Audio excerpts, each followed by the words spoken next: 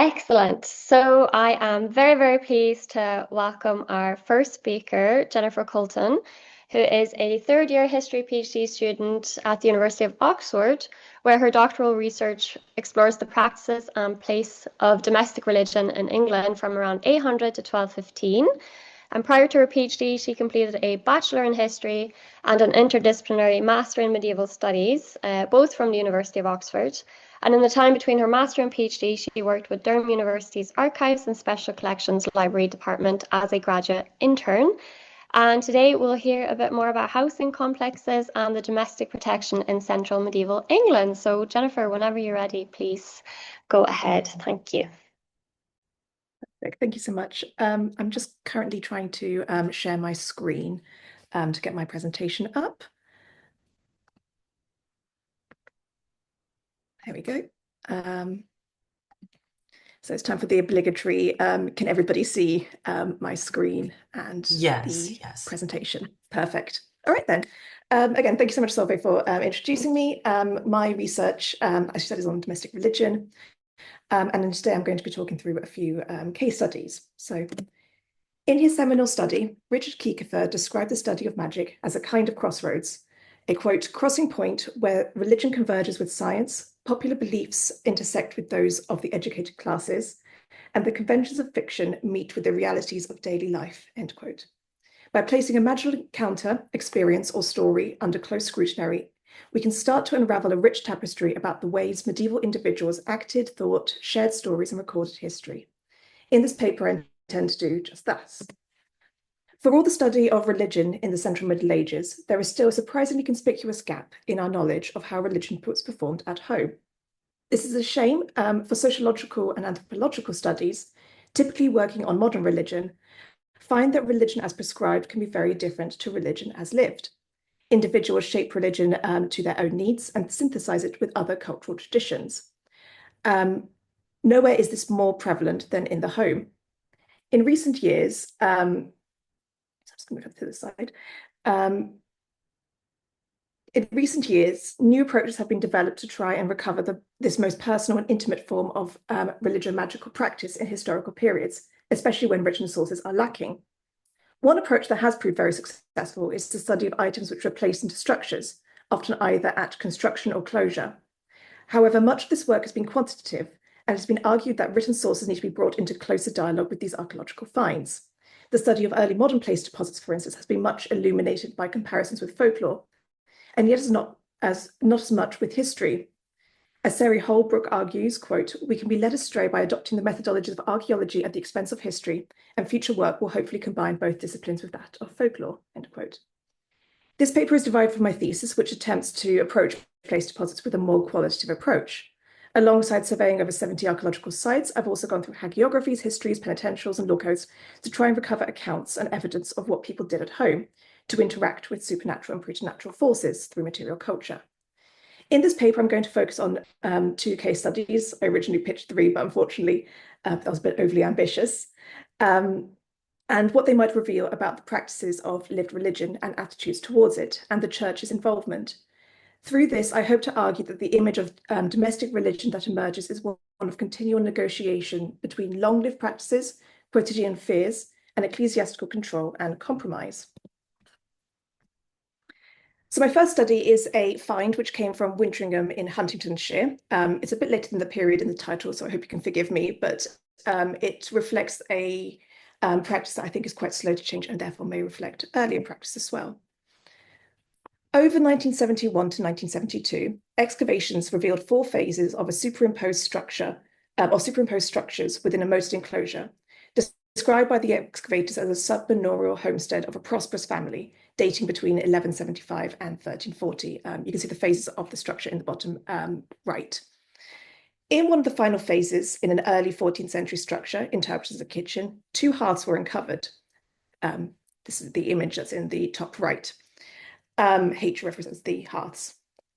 In one of them, though, was this item on the left, a recycled altar top or a mensa, complete with consecration crosses, which was reused to form the base of one of the hearths. The altar top was damaged and burnt, indicating that the hearth had been used in situ. So what's the significance of this item? It may simply represent the recycling of a useful slab of stone. Yet mensa were the hearts of churches. They would be where the mystery of the Mass took place. Relics were built into the altars which mensa would top. They would be blessed and consecrated during the consecration of the church themselves. It's hard to think of a more sacred part of a church. And indeed, while mensa were supposedly deconsecrated when they lost contact with the altar, this did not stop fragments of them being curated as relics. For instance, the 12th century Vita of Osgyth, which I put some fragments up on here, described how when German fishermen came to trade at the port of Westmouth in England, one of them picked up a piece of marble from the altar found lying on the church's floor. While the sailors encountered good winds, they were unable to loose their tack, which had been metaphorically bound with sin, and set sail. The man revealed the theft, and the piece of marble was subsequently returned. Both saint and sailor saw this piece of altar as a spiritually potent item. This mensa would have therefore been seen as a significant and sacred piece of material and one worth preserving.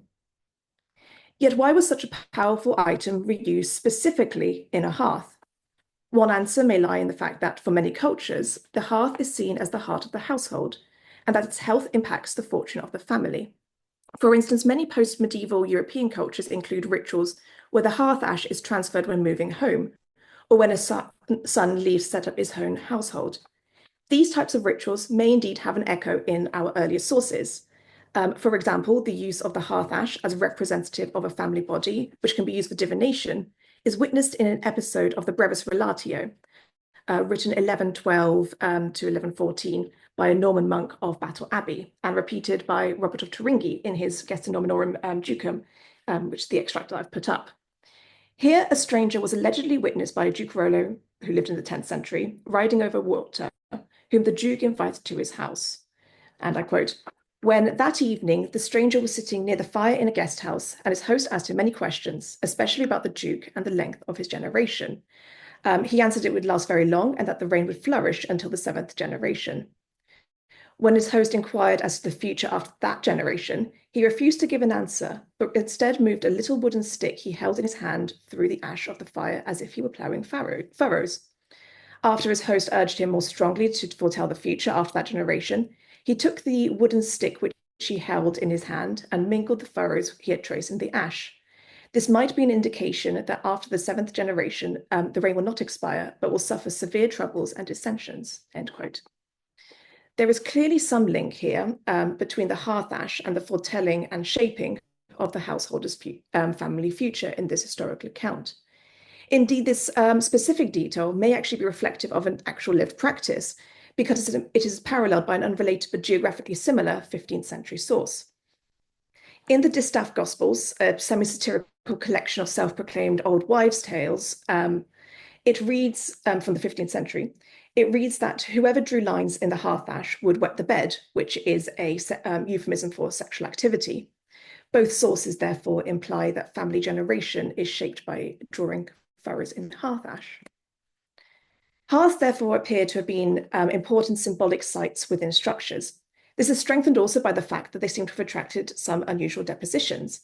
At the deserted medieval village at Upton, Gloucestershire, which is depicted on the left, a Roman coin of Constantine was placed within the ash of the primary hearth of a structure dated between 1225 and 1300. The red circle indicates where the hearth was. Similarly, at Redstone Firs, which is in the top right, a face from a Grimston ware jug had been cut out and placed in the hearth ash, which the excavators suggested was meant to repel evil forces from entering through a gap in the roof of smoke. Indeed, this is not only, and I've also included on below a example from West Hartburn where a silver brooch with Jesus of Nazareth is inscribed and also again placed in the hearth. And indeed, this is not the only possible ritual activity associated with hearths at Wintringham, specifically in this room. Again, in the top right, I've got that image of that same kitchen. And in the other hearth, buried underneath this hearth, was a complete jug which had been buried, which is depicted to the left of that image. Such buried pots are occasionally found on medieval settlements, either at hearths or not, and they've been interpreted in a number of ways, from fermentation devices, to chamber pots, to storage, to hard standing, to stabilize structural timbers, to having some sort of utilitarian cooking purpose. Yet, at times, such functional explanations do not fit. For instance, during excavations from Pepperhill to Cobham at Site C in Kent, a vessel was excavated, buried near a hearth. This is the middle image on the left. 15029 is the hearth, 15032 is the hole with the pot. And there's also an image of that to the right of it. This vessel, though, was a tripod pitcher pot, an incredibly rare, if not unique, find from Kent, dating between 1175 to 1250, and was most likely intended to serve drinks. It would have been a prestigious, highly visible, and central piece of tableware, and it seems likely to have been buried for a utilitarian purpose. And the excavators indeed suggested that it may have been a ritual that was associated with the hearth. Indeed, the vessel buried underneath the hearth at Wintringham again is similarly a jug, suggesting it may have been a displayed piece of tableware, and its location underneath the hearth specifically made re-accessing it difficult. Ritual explanations should therefore not be entirely discounted. Taking this evidence together, therefore, it seems to suggest we are seeing a form of magic that was intended to aid the health of the family through the hearth by using powerful religious material culture, which was acquired from a church. The final thing I want to consider in this case study is how might churchmen have responded to a mensa being kept in a house? The answer is difficult to determine. On the one hand, hagiographies and histories are generally negative about the use of sacred material in homes. So, for instance, Odric Vitalis, in his Historia Ecclesiastica, records an account of a man who attempted to take stones home from a ruined church in order to construct a water trough. The man was subsequently struck ill and only recovered when the stones were returned to the ruins. Similarly, another example comes from the Vita of the hermit Godric of Throkenholt, also from the 12th century, where the hermitage was plundered after the saint's death, and enemies of truth alighted there to carry away what furniture they could find. Quote, and they were subsequently struck down for such an act. Alongside this, historians have noted growing concerns about lay access to sacred material, such as the oil of unction, or the Eucharist, or primary relics. Yet, on the other hand, it's hard to imagine that this large item could have been transferred surreptitiously, and the excavators at Wintringham speculate that the mensa may have come from a personal chapel and may have been moved with the priest's permission. It's possible, therefore, that our written sources only present one of a number of different opinions, and that the lived reality was perhaps less controlled than the written sources suggest. The Mensa from Wintringham, therefore, shines a light on the ways in which practices converged. On the one hand, it attests the continuing importance of the hearth and its role as a symbolic heart of a household, which had to be maintained in order to ensure the health of the family. Yet it also shows that this could be achieved in different ways, and that powerful religious material culture could be obtained to this end. How exactly the reuse of sacred material was viewed is difficult to tell. On the one hand, the hagiographies and histories are generally negative, but their accounts also illuminate that the acquisition of such material was perhaps more widespread than expected. And in my second case study, I'd like to explore this heterogeneity and debate about the practices of household protection. My second case study is a written account, which comes from Adam of Eynsham Vita of Hugh of St. Lincoln. While this work was written in the early 13th century, it purports to record an account that was related by Bartholomew, who was Bishop of Exeter between 1161 to 84. In that diocese, a woman was repeatedly, sorry, I just lost my spot, was repeatedly molested by a demon in the shape of a young man. Despite her fasting, the demon was not deterred. She sought out the bishop's aid, and he promised to pray for her salvation. Help did come, although in quite an unusual form. One day, after an assault, she was approached by another spirit in the shape of a young man. He offered her a way to repel the demonic lover, and she agreed. This, he claimed, involved making a love pact, but she agreed to do so as long as she would remain truly free. This demon then led the woman to a spot near her dwelling and, quote, showed her a plant growing hard by saying, take this plant and hide it in your bosom and scatter it all round your house. You will see for yourself when you have done so that my promise has come true. She did as she had been instructed. The disguised demon came in his usual shape, standing at the window by which he was accustomed to enter and depart, and said to the woman, whatever is this stinking and disgusting and stinking plant which you have scattered about your house, cast away at once as far as you can from you and from your home this horrible herb which you have imprudently surrounded yourself. The plant therefore repels the first demon from entering her house. Yet when the second spirit reappeared, He beseeched the woman to remove the plant so that he might enter. The woman refuses, the spirit throws a huff and then disappears, implying that he was similarly a demon like the first. There are several things that we can glean from this account. The use of plant amulets, for one, a type of household magic which would very rarely leave archaeological evidence. It also reveals a clerical author attempting and struggling to interpret how a plant gifted by a demon proved to be more effective than prayer. The plant is a piece of St. John's wort, and he finally settles on the fact that the natural world has magic through God, and that St. John's wort is elsewhere used to repel snakes, and may therefore be used to repel the great serpent Satan. I've got an image of St. John's wort on the right. We see in this account a possibly folk practice being legitimized through a clerical interpretation. The main thing I want to discuss about this account, however, is the second demon and the discernment of spirits. Here, the spirit that identifies a useful plant for household protection is retroactively described as a demon. Yet when in the process of this story being developed and disseminated was this determined? The editors of this hagiography think the story to be apocryphal, and indeed it may be a stock folk story intended to teach about the deceptive nature of demons rather than a reflection of a real lived practice. For instance, Caesarius of Heisterbach's Dialogue on Miracles, which is roughly contemporary, includes a very similar account. A female recluse was visited by what she thought was an angel. The spirit gave her useful information about the future and anything she asked, but a male recluse she visited worried that this was actually a demon. He recommended the woman place a cross of blessed wax at her window, which stopped the spirit and revealed his demonic nature. Caesarius used this story as an example of how deceptive demons could be, explicitly introducing this chapter by saying that demons, quote, will seduce with fantastic visions those whom they cannot lead astray or break with terrors. The similarities may suggest that this account has little basis in lived experiences and was instead a circulating folk story. And yet, I find it intriguing that saints and good spirits often manifest in ways similar to demons, specifically in miracle collections. While miracle collections are projects of a single, typically monastic author, Rachel Koopmans has pointed out that many of the large collections from the late 12th century appear to be created through written compilations of interviewed lay pilgrims. She suggests that we can recover these popular voices in these works. One of these collections is that of Thomas Becket, and consider this miracle, which is attributed to Thomas Becket, where here a woman dreams that a saint appeared at the threshold of her house, led her to a plant growing in her garden, and promised it would heal her current ailment, which it did. Here it seems that a woman had a very similar experience to Adam's unnamed woman, perhaps a dream where a figure points out a plant in her garden. However, in the process of recording the story, it was interpreted as a saintly intervention and miracle rather than a demonic encounter. And similarly, the same event can be elsewhere interpreted as either evidence of saintly or demonic interaction.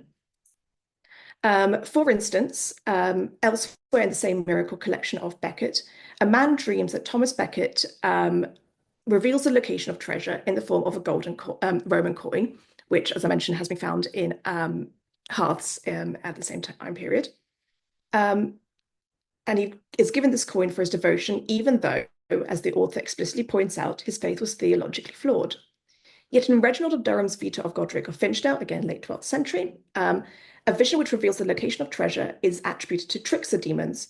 And indeed, William of Malmesbury's Gesta Regum Angelorum, which is earlier 12th century, mentions that Gerbert of Aurillac, a future pope, used to prospect for treasure, and notes that, quote, it is uniformly believed by the common people that Gerbert achieved such results through the black arts, end quote. Here, the same experience, treasure prospecting through spirits, was ascribed to both saintly and demonic figures. And similarly, there exists among hagiographies a type of demon which acts like a poltergeist, who rains invisible blows on a woman at work. Yet in the life of Bregwin, for instance, we find monks who worked the altar being beaten and thrown to the floor as if by invisible hands. Another example from that same Vita mentions that when a peasant fleeing the Vikings placed grain on the altar, the saint threw it across the church. Comparatively, the life of Godric, we find that houses could be terrorized by poltergeist-like demons who would throw items around and cause a mess. This one happens in a oratory. One increasingly common miracle in the 12th century involved priests being thrown from their beds for sleeping in churches, and yet in the Vita of Godric, it's demons who do so. And in one continental source, Theodemar of Mersburg, It's the dead who do so. And recently I found a early parallel in Suetonius where the nursery of Augustus, it said that anyone who sleeps in there is also thrown out. Moreover, one common repeated experience with demons seemed to be described as a night terror, where individuals experience a crushing feeling on top of them, usually again some form of demon. One example from Thomas Becket's Miracula. Yet in one account, this experience is attributed to a saint who is attempting to communicate that their shrine and church are too small. In these accounts, we can perhaps glimpse how repeated experiences, whether they were dreams, psychoses, etc., were given spiritual glosses which were in large part led by parishioners. What one person might call a demon, another would see as a saint's intervention. Although location, whether in a house or a church, might give an idea of the spirit's nature, this was not a guarantee. The miracles of Thomas Becket, for instance, record that the saint expresses displeasure at being kept in a storeroom by knocking on the walls of the house, an action which is almost universally attributed to demons. This episode therefore possibly offers a glimpse at the possible debate and ambiguity surrounding spirits at home. It suggests that behind many accounts of demons and saints, there may have been a debate and disconcertion. What was one person's evidence of demonic activity was another's angel, indicating perhaps a comparatively weak system of definition and discernment. This reminds that seemingly stable categorizations were under constant threat of being undermined. What was really the difference between a church and a haunted house? When did a ghost stop being a demon and start being a saint? And who was able to impose such a distinction? So just to conclude, these two case studies only offer glimpses at the ways in which domestic religion was lived in medieval England, but I hope to have illuminated a light on how varied domestic religion could be. On the one hand, long-lived quotidian practices continued, and symbolic centres such as the hearth continued to be maintained and upheld. Yet these could be augmented with religious material culture, and the story of Adam Weinsham also perhaps indicates how these practices could gain a religious and spiritual gloss. However, there is still a great deal of heterogeneity, and indeed the evidence also indicates a variety of conflicting opinions. The archaeological finds of unusual items placed within structures in order to protect them and householders therefore helps to reveal the nature of lived religion, but by also considering the debate about what they were protecting against and where and how such materials acquired, we can further complicate the image of lived religion. And thank you everyone for listening.